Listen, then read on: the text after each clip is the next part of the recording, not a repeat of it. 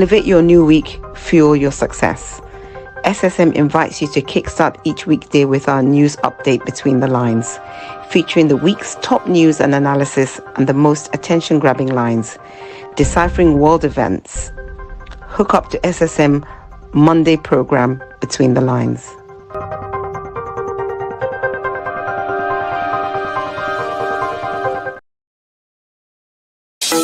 In a world where news flies around every minute, you need the ability to relate and connect with what matters and stay up to date.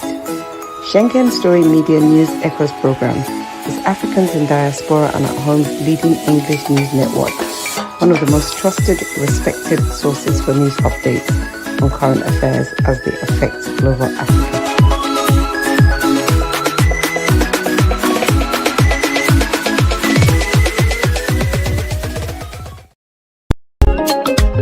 See the man wey sabi proper gentle. He step on stage, everything set to go. With clean integrity, implant they shine bright. Skillful with the mic, he go make your day right. Oh yeah, dressed up nice for every party you see. From wedding to conference, he bring the energy. Book launch or the birthday concert on the light. He's the classy MC, we go make your event right. Yeah, yeah, oh yeah now. Make your event right. He's the classy MC, make your event right. See the man wey sabi proper gentle. He step on stage, everything set to go. With clean integrity, implant they shine bright. Skillful with the mic, he go make your day right. Oh yeah, dressed up nice for every party you see. From wedding to conference, he bring the energy. Book launch or the birthday concert on the light. He's the classy MC, we go make your event right. Yeah, yeah, oh yeah now. Make your event right. He's the classy MC, make your event right.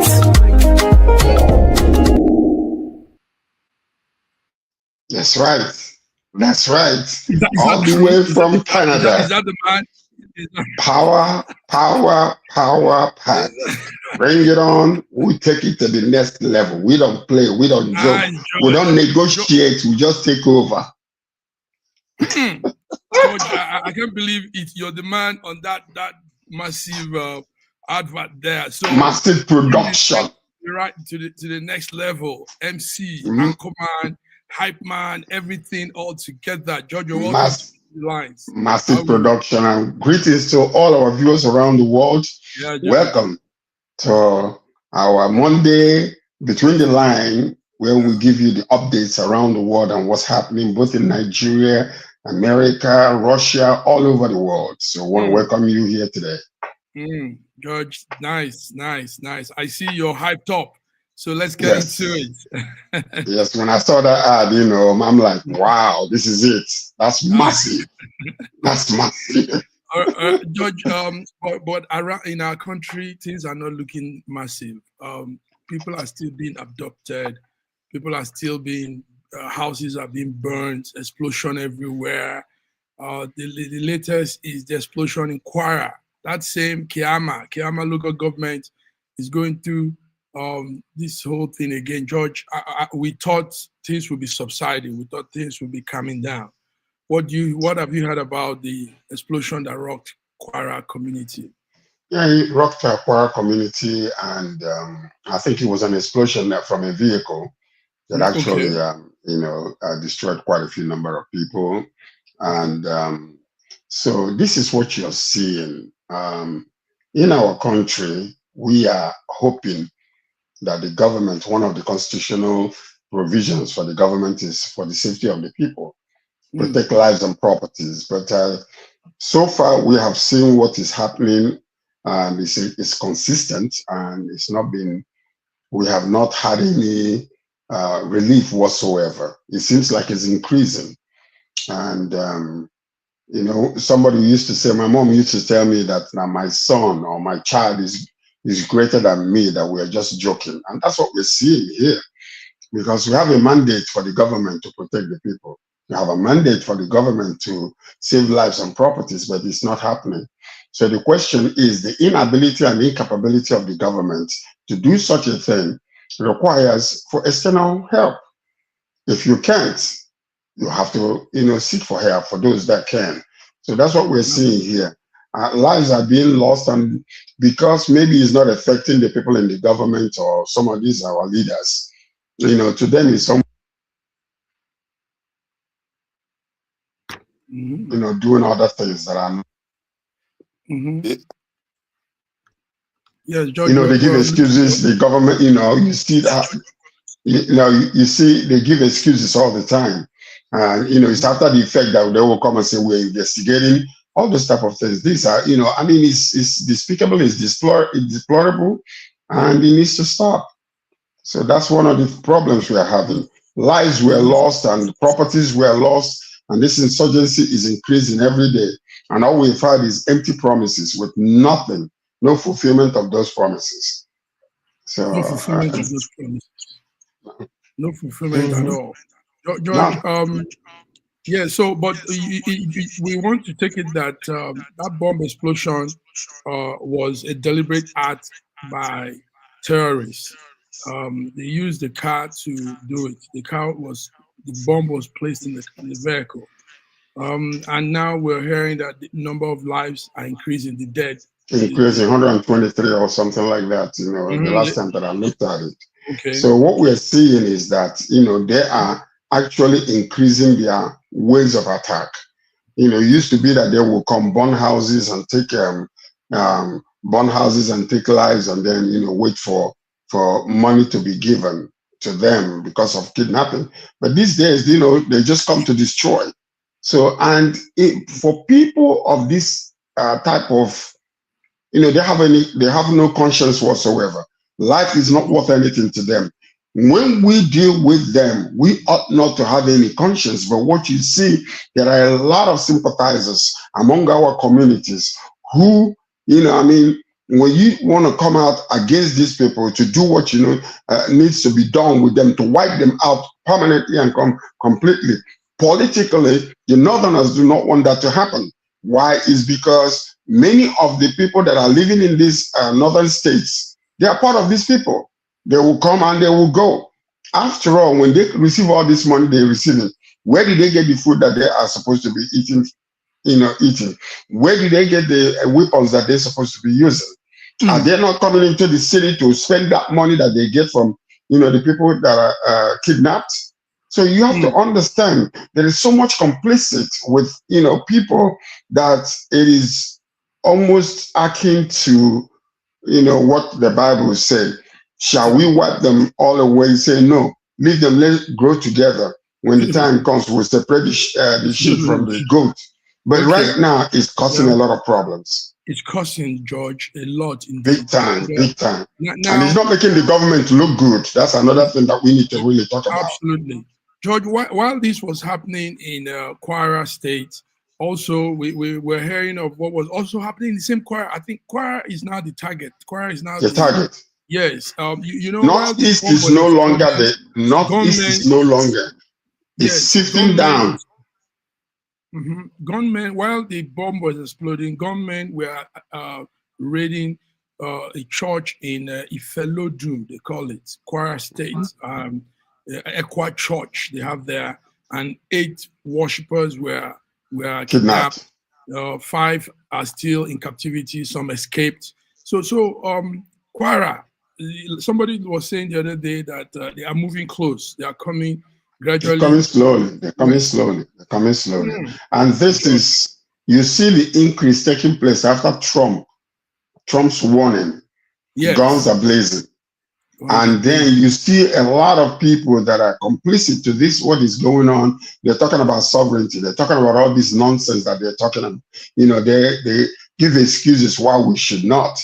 But another thing that we need to pay attention to is that, Gumi that came out the other day and was talking boldly and confidently that the government knows the names of these people. They know where they are. So that means if government knows about them, I don't know, is he talking about the federal government or the state governments? Because if that is the case, then what's the need crying out? Let's just allow them to kill the whole Nigerians then if the government knows and refuses to do anything about it. Think about it for a moment.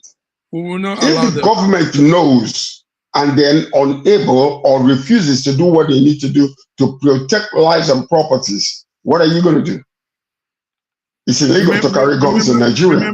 Yes, viewers, we have our viewers here. Viewers, we're talking about the incident in Kwara. Kwara has become the pounding ground for terrorists. If they are not blowing up explosive and destroying people. They are kidnapping and abducting them.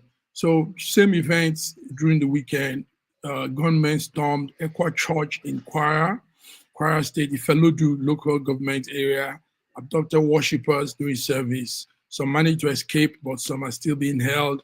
Also, we heard of the bomb explosion in the same Kwara, the Kiama local government that had that issue before, where people were abducted. So it's just all of it. But while we're still talking, let's George, yeah, I see you're there.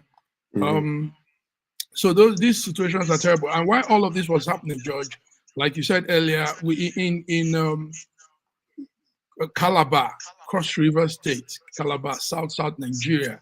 There was that gun explosion that also came from a filling station and destroyed cars and many things. So let's talk about the explosions now. Nigerians should understand that we mine crude. We are a crude producing country, petrol and all of these things, gas. So I don't think we are still taking the precautions to save lives and the precautions over what we are used to. George, filling stations will just explode from nowhere. Some people's house will blow up from gas explosion. What do you think? What are the measures? What do we look at? The measures the government needs to institute and carry on is that gas stations are not supposed to be around residential areas. Okay. There are certain places where gas stations are not supposed to, be, and therefore, if we become so lawless in Nigeria, all for the sake of making money or chasing after money, that people will go and do whatever they want to do, and you will have government officials who will approve such things illegally because they're receiving money from whoever that is doing these things. Look at what is happening in Lagos State now. The same thing that is happening there, where people are building houses, getting permits from so-called government officials, paying their money and taxes, and yet when it comes down to another government comes in and say, oh, we did not approve this. These houses were being built in illegal places. The question is, who was it that was in power? Whose signature was it that received money and authorized that building? And that is exactly what we need to ask in regards to these gas stations that are in the residential areas. Because gas stations are supposed to be positioned in such a way that such accident, if it does happen, it will not affect lives. But thankfully, the only thing we can praise God about is that nobody died in this particular one. Okay, the Calabar one, right? But it took the fire department so long to show up in this place. And that is the question. We know that whoever the police commissioner that was in that area showed up later on, much later, but you have to understand that the people that were needed, the first responders that were needed in that particular place did not show up. And that is the reason why such catastrophic and chaotic destruction took place. Such catastrophic, chaotic destruction took place. So viewers, you're hearing here, gas explosion also, while all the other ones were happening, we had gas explosion in Edebi Road, Calabar, South Nigeria, Cross River State. And I think it's called Edibian. Yeah, Edibian. George, the talk of the house built around residential places built around gas station is a good one. We hope our developers and architects and government are listening to this free of charge, but what millions of dollars advice you're and lives to be saved and properties to be saved. Because truly, you can't have gas stations, filling stations like they call it in Nigeria, around where people are living. It's highly. The danger there is too much. All right, George. George, let's come back to the security thing again. Let's talk about the state police issue that you have always talked about in this group. Now they said the proposal is being sent to the National Assembly, and some governors also have added their voice. They've confirmed that the legislative framework for the state police creation is ongoing. So we hope nobody will counter that. We hope none of the lawmakers will say no. I don't think that it's going to be countered, because number one is something that has been, talked about for so long, and we know the benefits of such. Because when you have the police that is a state police, number one of the advantages of such is that you have the local police officers who know their people, who know where to gather information from, who understand the way to do investigation locally and be able to get the information that are needed to solve the issues. So now, once you do that, then all the excuses about delays, because the logistics of bringing a federal police, maybe the police that was they might be several miles away, and then when this incident takes place, they're not able to gather themselves together to go. So when you have a state police, the response time will be shortened, and the number of police officers that are available for such help will increase also. So these are some of the advantages. And then also, it is easier when situations occur to do investigation and go into the people that know the officers, and the people that know each other, can supply the information that are needed. So, but George, there are interests in many things. We just talked about sympathizers to the terrorist act in Nigeria. Don't you think that those sympathizers could be looking at something that will stop their terrorist moves, and will want to say, no, we don't want no local police? You know how people reason. Not everybody agrees on good. Not everybody agrees on No, not everybody. No, there are some people that, when things are chaotic, they gain from it. Like what we're saying around the world today about some nations, that because they produce too many ammunitions, and maybe those ammunitions are out of style, they're bringing some new technological development in their ammunitions. They want a place to get rid of all those, and they go and start war, or encourage people to start war so that they can buy weapons from them. So in the same manner, also, we know that there are many people who profit from certain chaotic situation, illegally or legally. So, but that being said, the state police is something that Nigeria should have done many years ago. And right now that we are at the verge, because of insecurity, because of insurgency, because of the Sahel region type of attacks that are taking place, we need to actually institute that and ensure that it is efficient and effective in order to combat all this mess that we're going through in our country. It's very important. All this mess, I don't think anybody will come against it. Let's hope so, George. Let's hope so, because I tell you, some lawmakers could be lobbied behind, and and they want to, like we just said. Anyway, we pray it runs through. So viewers, we're talking about the proposal to set that is for state policing, and now they say it's set in the National Assembly. Some Nigerian Governors Forum have confirmed that they want it to run. So it's up to the lawmakers to all agree. Think about this for a moment. How many states are APC states today? More than about 32, right? All of the state, my brother. All of Okay, hold on. So when Asiwaju came out and I said we need to institute the police, state police. Yeah. How many? They already have the majority in the House and in the Senate to approve it. Okay. So any dissenting voice will be minimal, and it will be minority. So I believe that this is a go. This is a go. Okay. That's right. okay. Because King Asiwaju have said so, and he got a lot of numbers to institute and to make sure that it prospers. But George, also looking at that Kwara state that has become a center for terrorist act, the governor should wake up. Something should be done, George.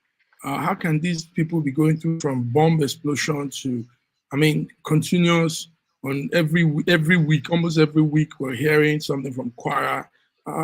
These are our people. These are Nigerians. So what would you want the governor to do when the federal government is sleeping? Yes, why not? He declares a state of emergency, and the federal security arm swarms in and take charge of the state, since it has now become the den of. There are so many. State of emergency is declared politically, not because of people's lives in Nigeria. It's only when politics is involved where there is state of emergency. That's when they will declare it. But when it comes to situations like this, Nigerians are so desensitized that it doesn't even matter. It's not even newsworthy anymore. It's only because of the international tentacle that is involved in this. People like you and I that are pressuring and putting pressure upon the government and spreading it around the world, that will be the only ones that actually the government will look and say, well, we're not looking good out there. Let's do something about it. So, the governor himself is limited. Why is that? He does not have a state police, and the government will have to approve the military to come to his state to do things that needs to be done. And most of these military men are doing basically nothing. And they need to come to these areas where they are so well needed to safeguard lives and properties. That's what I believe. Lives and properties. That's what we're talking about. George, I know you even though you're a media man, but you're also a politician, and I know your party. But let's talk about something. Are we heading towards a one-party state? That's almost how it looks.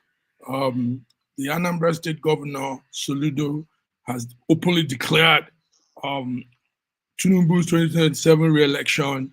He says APGA will not field any presidential candidates. So that's interesting. His party will not field any presidential candidate. He's standing for Tinubu. Is this not? There's what you call the fear of Asiwaju. Okay. Asiwaju hardly says anything publicly, but underneath, underground, the underground cables is working efficiently. That's what it is. So you see that a lot of governors now are jumping over because it's their safety valve. It is their safety valve. But that is not good for our democracy. No, it is not. Absolutely.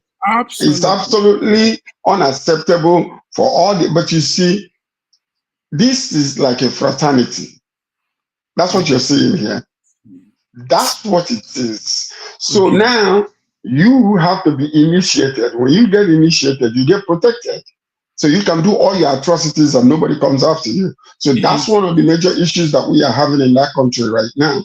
The opposition is so well weakened that even the major ones. They are still doing more, George. I must tell you, I'm also a politician like you. They're still doing more to weaken all the other opposition parties, the small ones that are hanging on one small lifeline. They're hanging on a small lifeline, but they still want to get them totally out.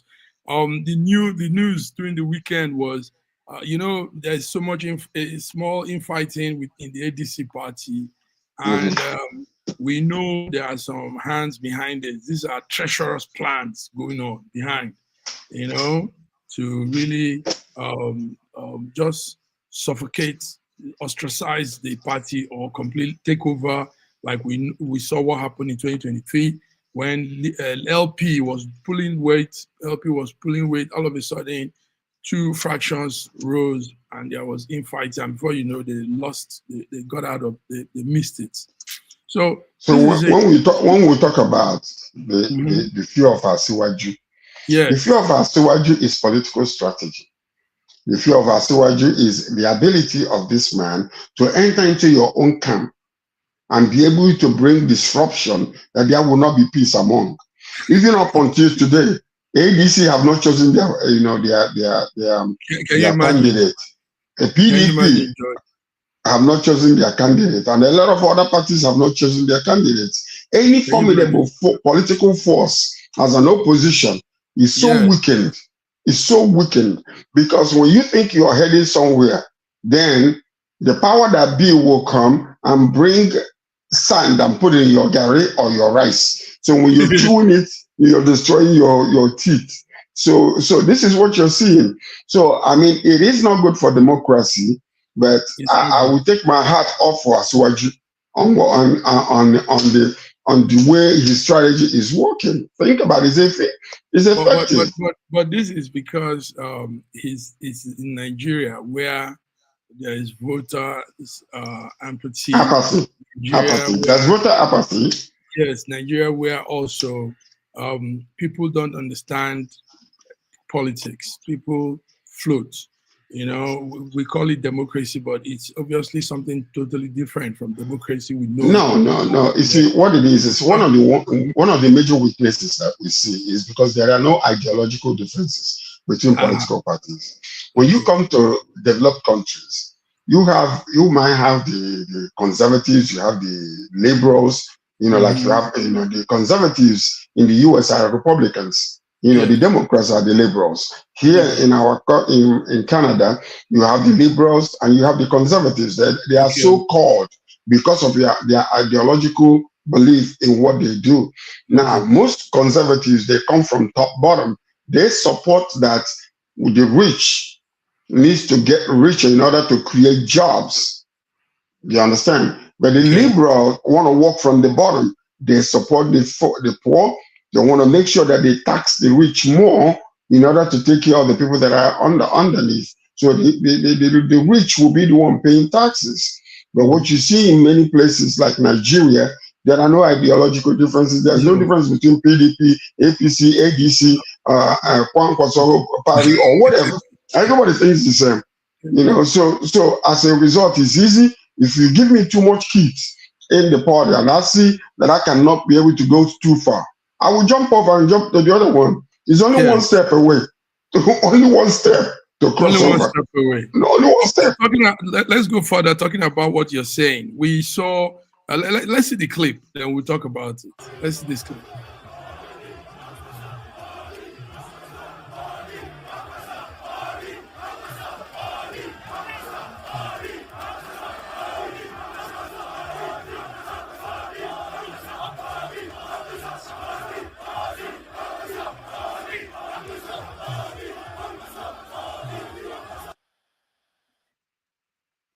So what you just saw there, viewers, the LP former presidential candidate, Peter Obi, visited. Who is now with ADC, by the way. In ADC, thank you. And he was there with the governor of the state, Makinde, and also Dixon, the other governor from Bayelsa. So now the crowd that was a huge crowd there. But we are now chanting Kwankwaso Obi. So, and those crowd obviously were for Kwankwaso. We know Kwankwaso to be a strong man in Kanu.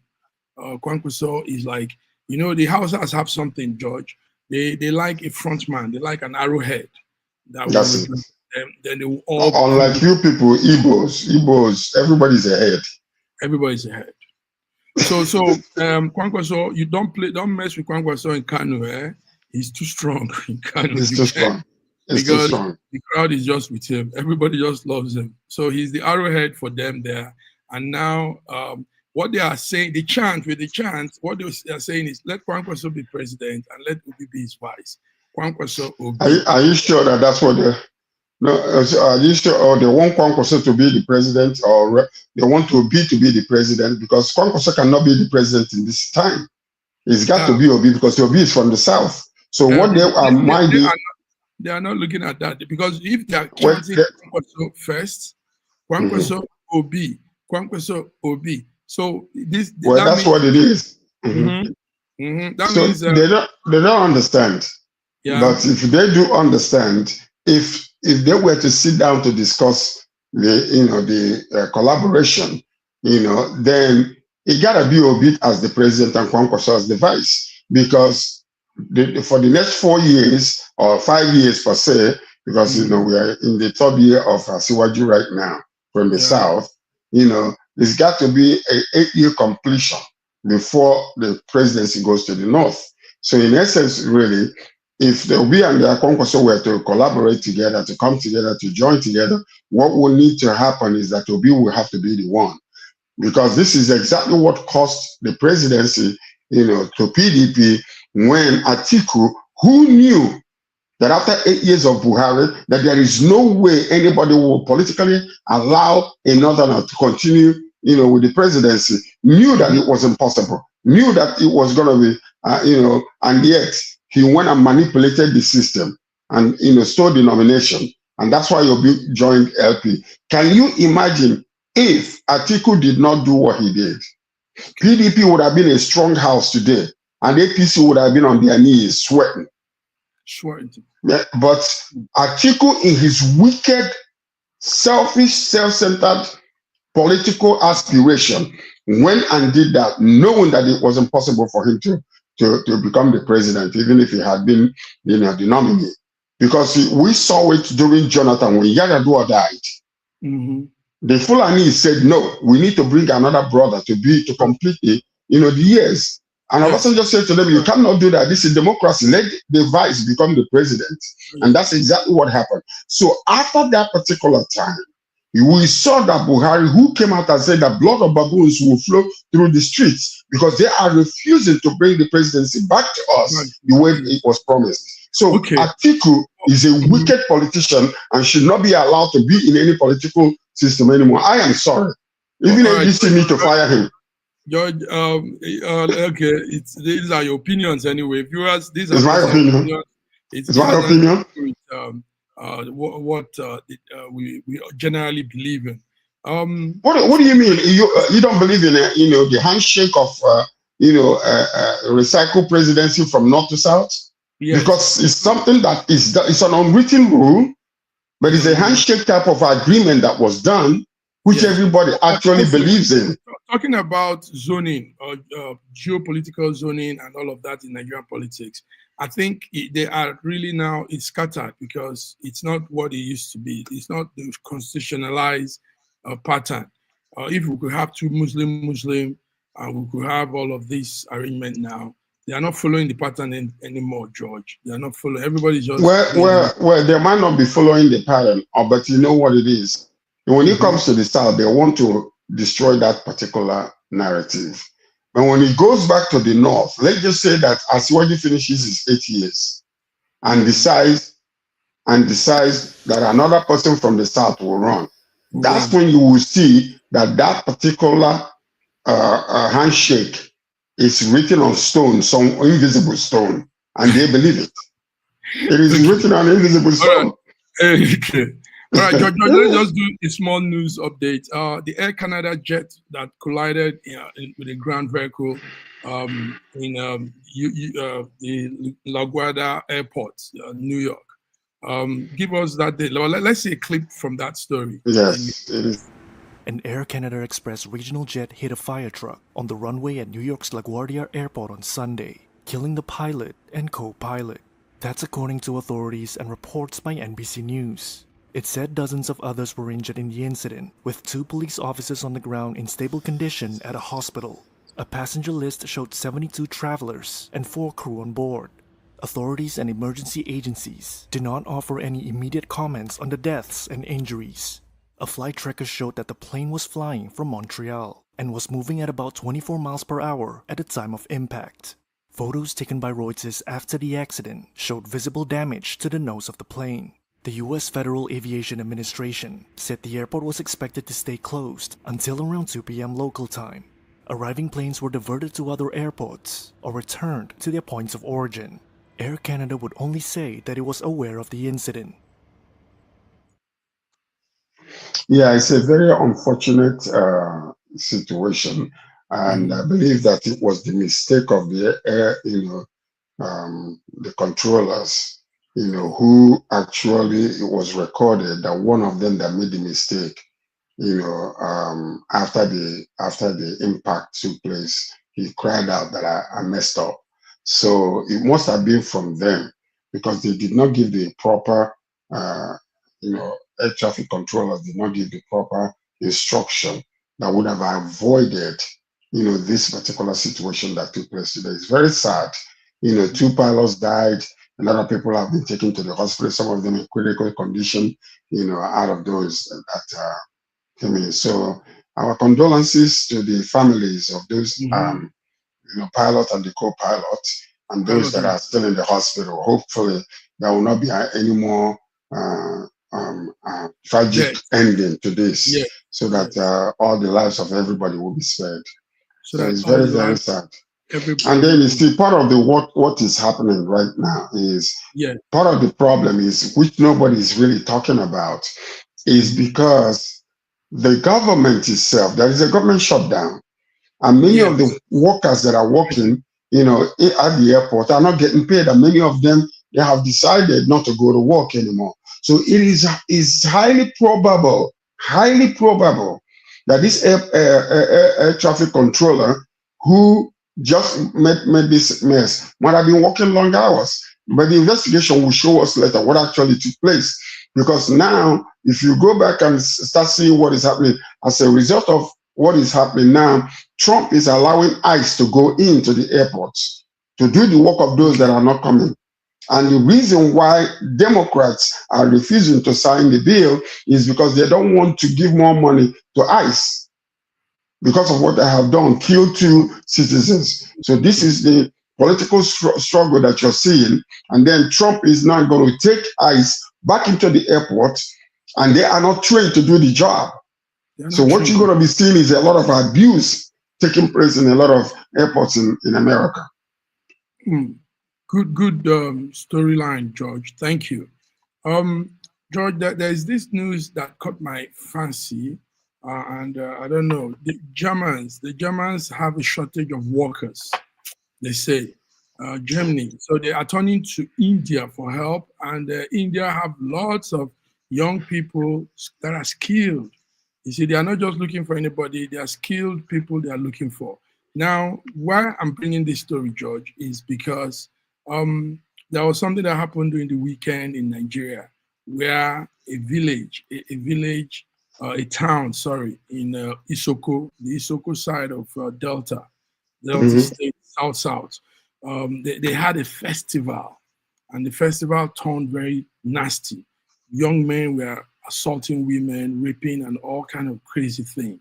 Young men that are agile and strong. So when I had this German thing and how the Indian leader, the community leader in India, how they wrote to Europe and to Germans and all these people and said, listen, we have so many young boys and girls that are skilled, that have handiwork and everything. Let them come to your country and get into the working system. So I said, why can't our leaders do such things? Nigeria has teeming number of young people that are with their energy burning now. And what we're doing is organizing festivals for them to rape their sisters. George, this is my storyline. I'm bringing this to you. What do you say about what I've just okay. So what we're seeing is India had a very bad economy many years ago. We saw many of them rushing to Nigeria to be professors. They were working in different areas. And then as a result of that, India had to institute and started building technical schools, where most of their people will go and learn hands-on. For instance, when it comes to technology, when it comes to artificial intelligence, you see many of them graduate from colleges and universities with such skills in accounting and all those. But what is happening is, George, what you're saying is strong. Please, let's just bring in Femi, Dr. Femi, all right, so that he joins in this good conversation. Okay. So, while you're doing that, let him come in. Femi. Dr. Femi. That's Dr. Femi here. How are you? Hello, my brothers. How are you? Awesome. We are here. So we are here. Femi, you're welcome. I'm struggling to hear you. Yes. Can you hear us now? Can you hear me? Let me go out and come back in. I'm struggling to hear you. Okay. All right. So George, continue. Viewers. So what we are seeing is that even in Canada, locally here, we have seen a lot of Indians, highly skilled and technical skills. They're flooding Canada and they're going to America. And he saw what the law that Trump was bringing in, which was discouraging them from coming in. So, so you have a lot of skilled people, a lot of technically skilled people in India, which Germans can actually use, because there are certain jobs now that might not be going to those people that are higher in position. So it's no longer cleaning houses or people doing menial jobs like in the farm, which many of our countrymen and women are doing around the world. But now they are so high skilled that they need these jobs. So that's why India is exporting many of their skilled workers to Germany, and Germany is calling them because it's well recognized that many of them are getting the training that they need in order for them to, help the country to prosper. Very good. So now I was likening it to the situation we have. Nigeria has youth, the youth population, the young people population is supersedes the. Okay, let's bring in Dr. Femi again. Let's see if you can hear us. Good evening, my brothers. Yeah, I can hear you loud and clear. Oh, good. Dr. Femi, this is kind of discussion I know you like to dabble into.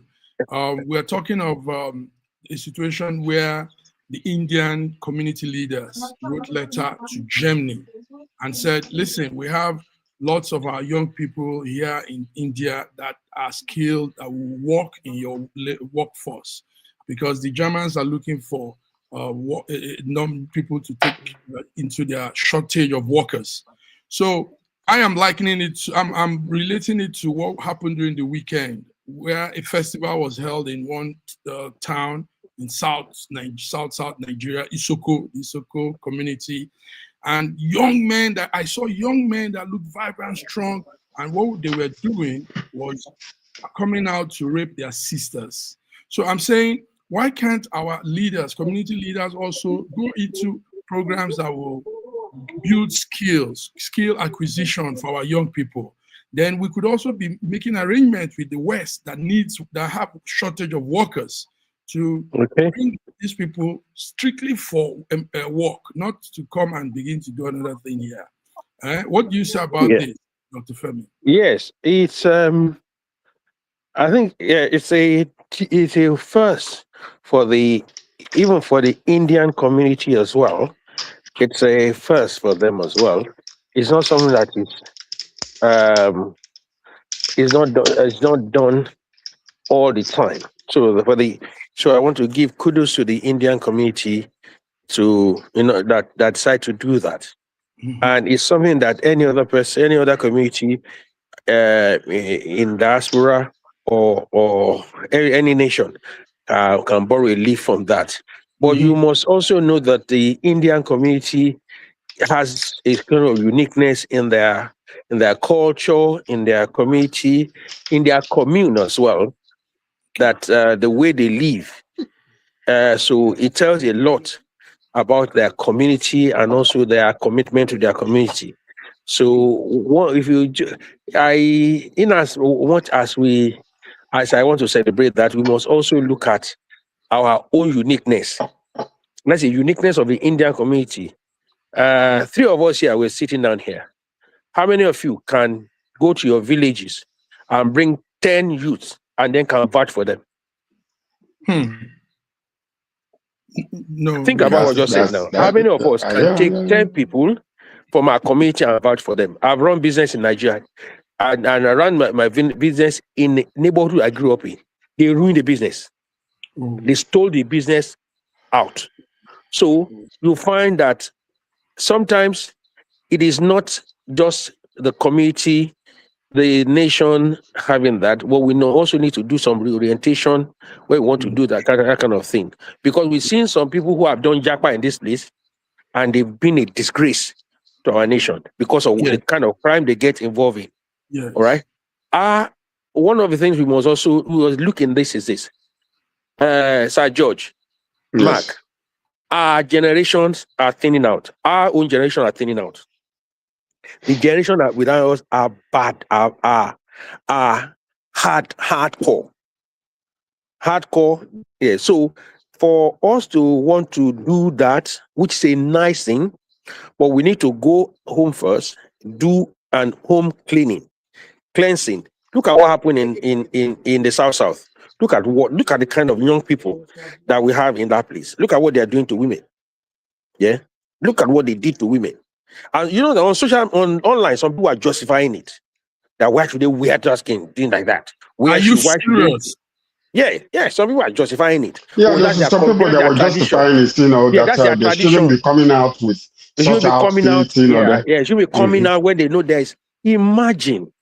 So this is the kind of, it's a good one, but we need to reorientate ourselves a lot. It's a nice one, but if we are going to go and do that outside, may we not burn our fingers. So that means we'll be losing out, because truly, apart from Germany, Western Europe is running short of workers.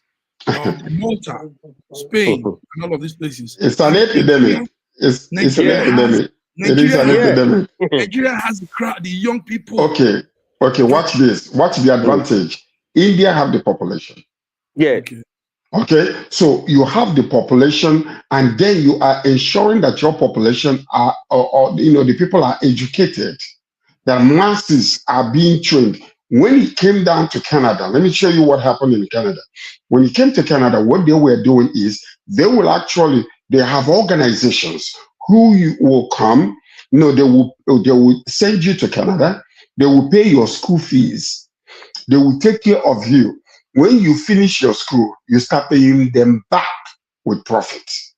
So they were able to vouch for these people. And when they come here, they start work. After they finish school, they start work and they pay back what they owe. Because the families were involved in this arrangement. So if you don't pay, your family will be in trouble. So they will help you to get the school. They will help you to get your admission. They will help you to get your visa. And when you come in, you go straight to school. When you finish school, find a job, and they actually are working to help them to get jobs here. And they will start paying the money that they owe. So the question you have to ask, what Dr. Femi is actually alluding to and telling us plainly, is how many people can actually legitimately go to their own village or to their family and bring people, maybe even borrow money from the bank to pay for the school fees and let them jump out to another country. And then after that, you trust those people to pay back so that the person who is helping them will not get in trouble. So that's what India was doing. And India flooded Canada with so many students and so many of them. So now you don't see that happening. But now you see the epidemic. Nigeria stands now in a very strategic position to begin to train our people technically, whereby Japan will become an easy thing to do. When you finish training them. You guys know that some state governments went into skill acquisition. They were bringing things. I remember Imo State, and they were bringing, they brought lots of rabbits, and were telling the young people to go into rabbitry. Do you know they made fun of it and said, look at what the governor wants the young people to get into. And rabbitry is big business. So I saw that they were making fun of it. I heard many other Nigerians, look, their mates are doing this. You want to go into rabbitry. And I saw that we have a problem in Nigeria. It's a deep problem. We do have a problem. Look at what's happening in Kenya. They are now, it's now illegal because many countries around the world, you go to, especially Japan or Italy or some of these, they love insects. It's very high in protein, very nutritious, and very, very good. So now they are coming and they are buying those little insects, putting them in little bottles, and then smuggle it out of the country to go and raise it in their own country. Can you just imagine? It's akin to what we were just discussing a few days ago with regards to marijuana. Do you know let me tell you the challenge that we have. The challenge that we have is the get rich quick syndrome. Exactly. That's the challenge that we have. Exactly. That's one major problem. To the extent that those who are going to school don't want to do anything. They want to buy results. They want to buy the lecture. They don't want to do anything. Just get my result, and I want to get out. Those who go to school. Now, in mind, those who didn't go to school, all they wanted is just to be rich.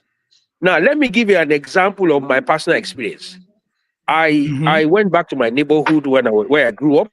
I started a water production business. I bought vehicles from here, took it home, and what I did was I made sure I hire people around the community there. Do you know that they were stealing the product there, selling? They started stealing the wheels of the car, of the vehicle. Or you want to go in? They started stealing the wheels of a vehicle that we bought, taking the wheel out and selling it. All right? Now, until that business was ruined. So when you have that when you talk about rabbit, they don't see it, they just see what's wrong with this one. We eat the rabbit and see what's going to do.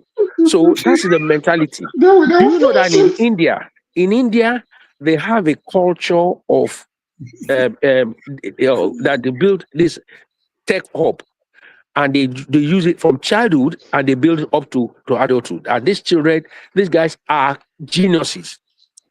Now, on the contrary, there was a time when we talk about population and all this. So on the contrary, there was, I think in the 80s, no, not in the 80s, in the 90s and early 2000s, there was population epidemic in Ireland.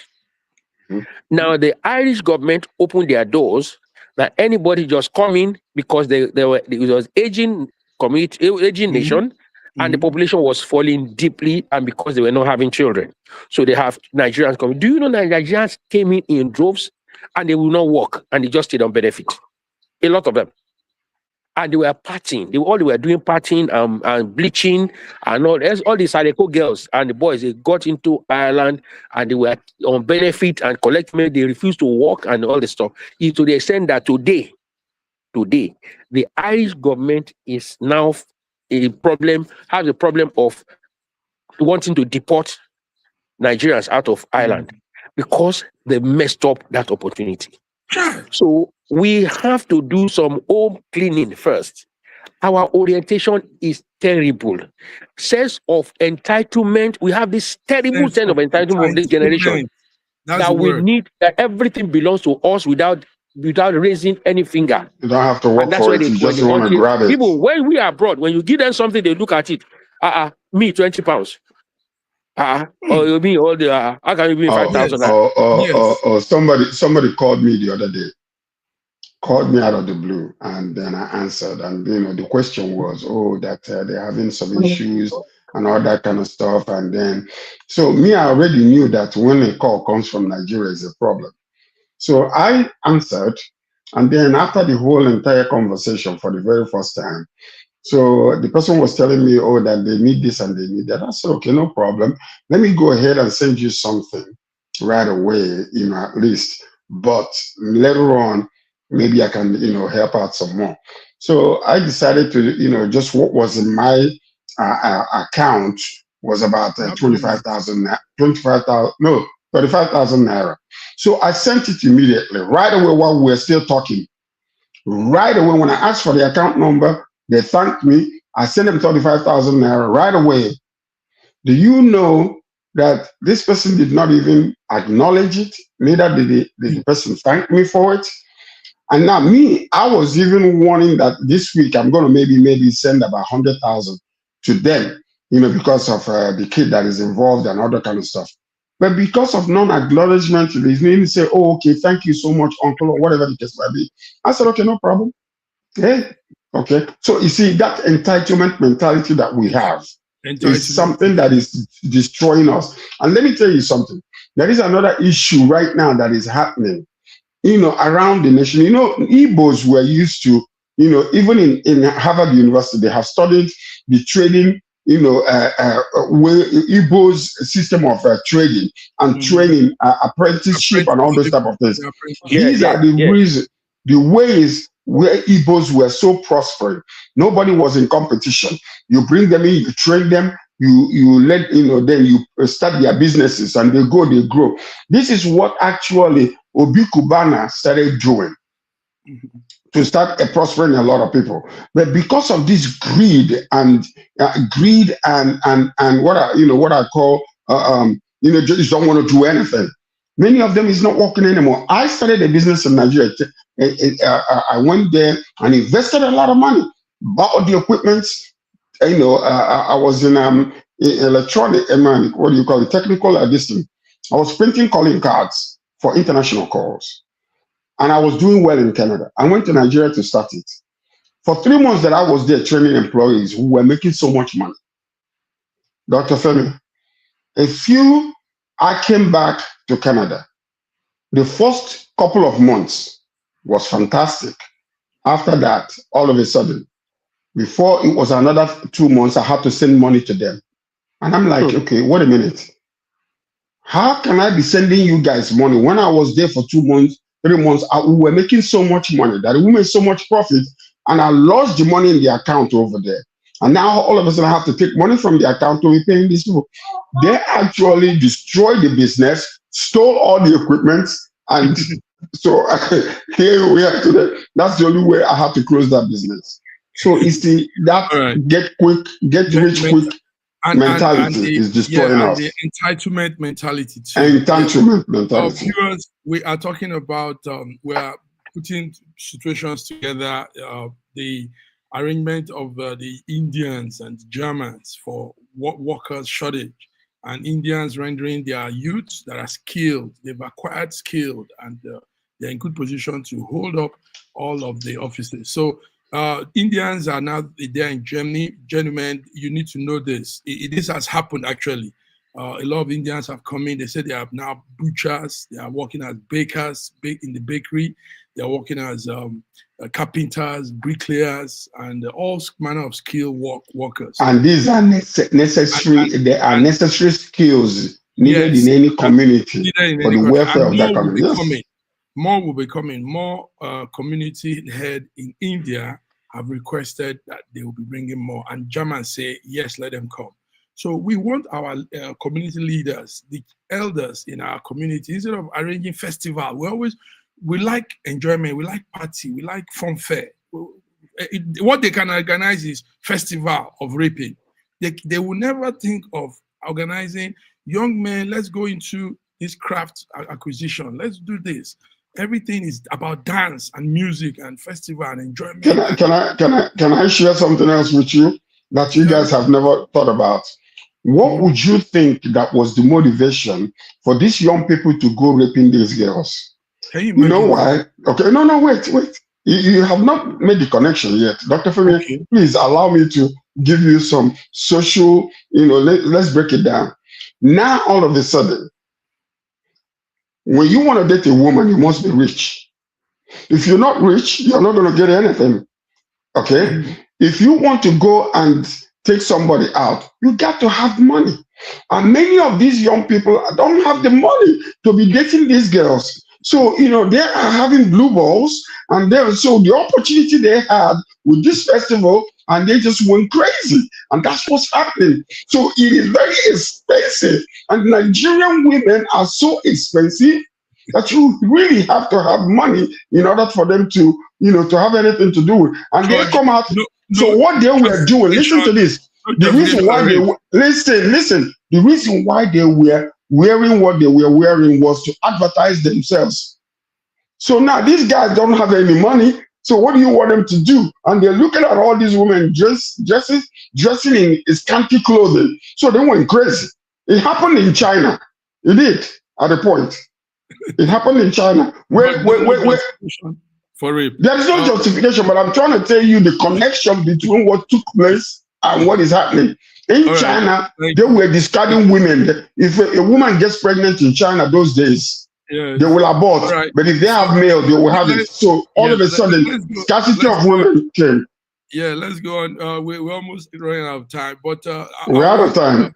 I want Dr. Femi to tell us why the Anambra governor will declare that his party will not have any will not field any presidential candidate, and he's solely behind Tinubu for 2027 re-election.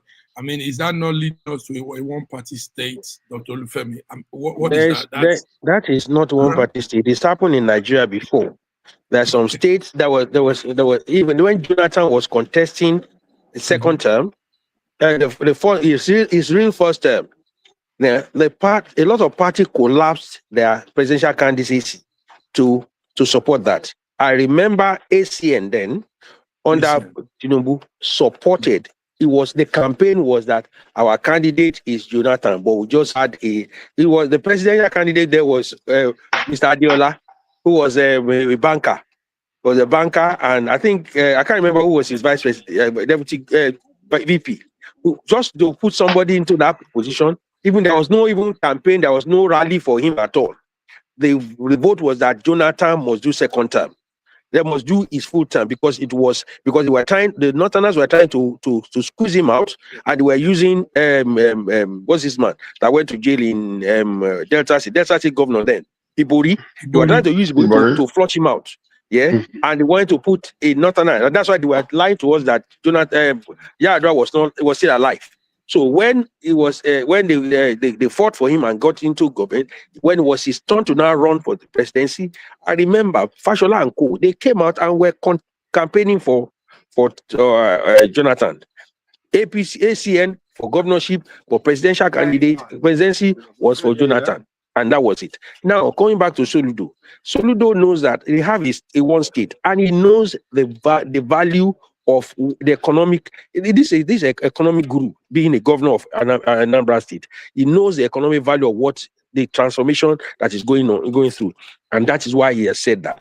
And he also knows he knows the profile of those who are also contesting, and he knows what they produce. One of them is his former governor. You see the profile on the ground. He knows what he has done, what he has not done. So therefore, he knows that to support this person who was converting from his party, knows that it's bad market, because he knows what he can see the record from there. So Lugo is an inside person inside Anambra State. So for him to come out and say he's supporting that person that has not been governor of his state before, he should tell you something. Okay. And the fact that he knows Peter will be more than we do. Atiku is a bad market. We know that. Thank you.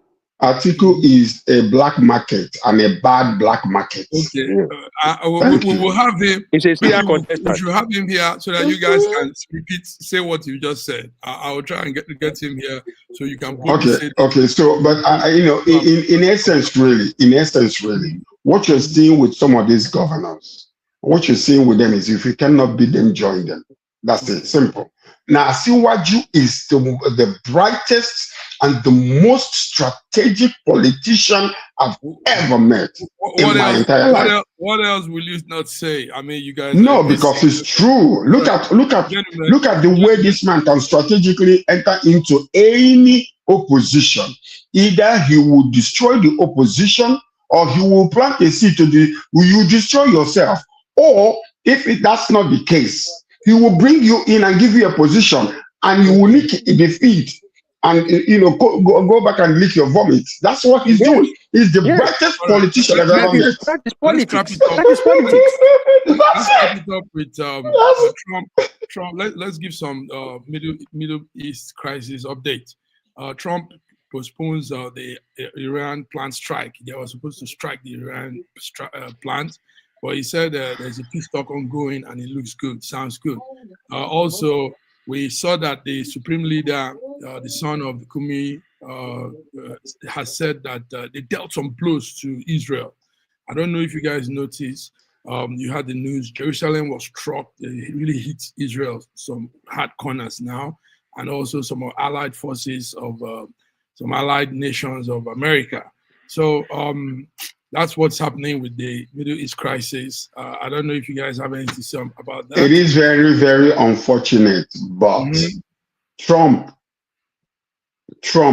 has bitten more than he can chew. Okay. He chewed more than he can swallow. Okay. The man is confused. Benjamin Netanyahu just railroaded this man into agreeing to do this, and now he is stuck. He doesn't know what to do. He can go forward, he can go backwards, he cannot look weak, neither can the leader of Iran, the new nominated leader or elected leader of Iran. It looks strong in the eyes of the people.